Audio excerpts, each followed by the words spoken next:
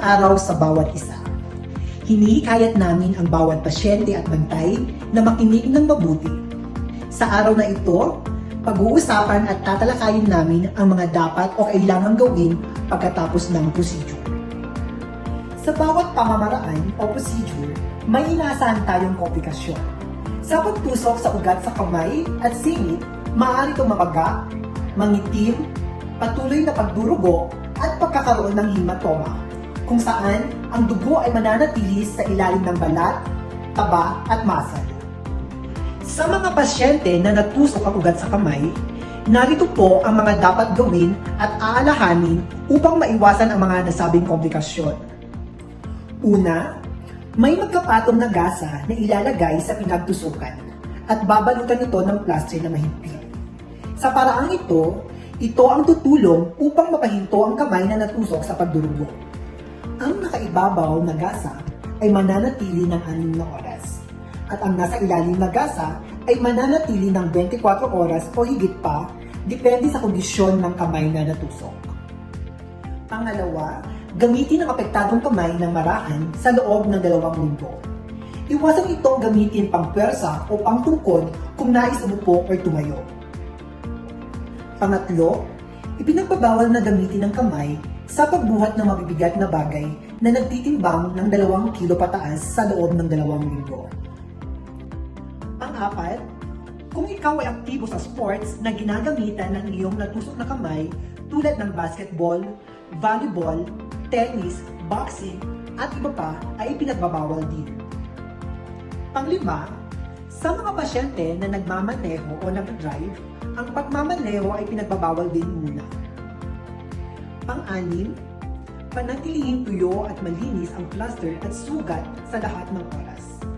Ang paglubog sa kamay sa tubig, paglangoy sa dagat, ilog, sapa at swimming pool ay hindi pinahihintulutan hanggat hindi natutuyo o gumagaling ang sugat. Araw-araw linisan ang sugat gamit ang alcohol at betadine upang maiwasan ang infeksyon. Takpan ito ng Band-Aid pagkatapos.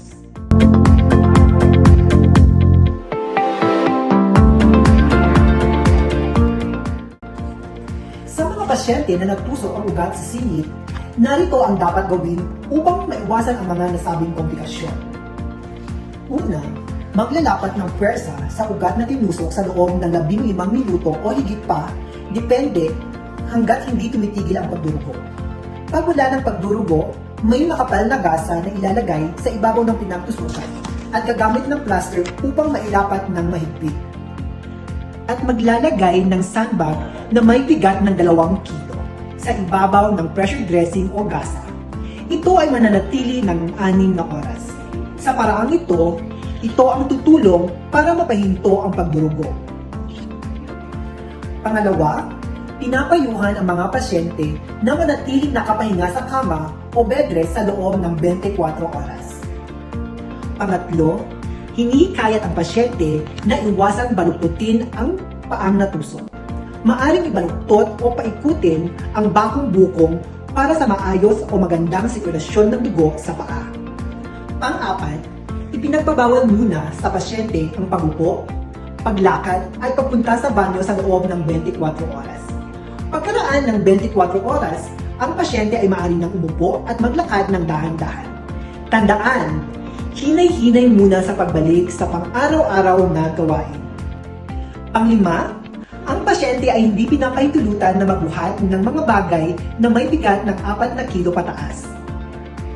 Pang-6, iwasan muna ang mga aktibidad na nakakapagod, tulad ng aerobics, weightlifting, pagtakbo, pagbibisikleta at iba pa. Pang-7, panatilihing tuyo at malinis ang plaster at sugat sa lahat ng oras. Iwasan na mabasa ang sugat, gasa at plaster. Araw-araw na linisan ang sugat gamit ang alcohol at betadine upang maiwasan ang infeksyon. Takpan ito ng Band-Aid pagkatapos. Pagkatapos ng pamamaraan o procedure, ang mga pasyente ay maaari nang kumain. Hinihikayat ang bawat pasyente na kumain ng masustansyang pagkain, tulad ng prutas, gulay at isda. Iwasan ang mga pagkain matataba o masisebo at maaalat. Maaari ding uminom ng tubig at inumin ang mga gamot. Sa oras na magdurugo ang inyong kamay o singit, kapain ng pulso at maglagay diin gamit ang iyong dalawang daliri sa loob ng 30 minuto.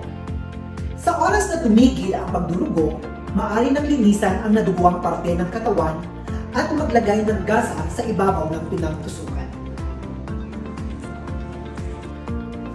Sa oras na may makitang pamamaga, hematoma, pangingitim, iritasyon sa balat, panginginig at nana sa pinagtusukan.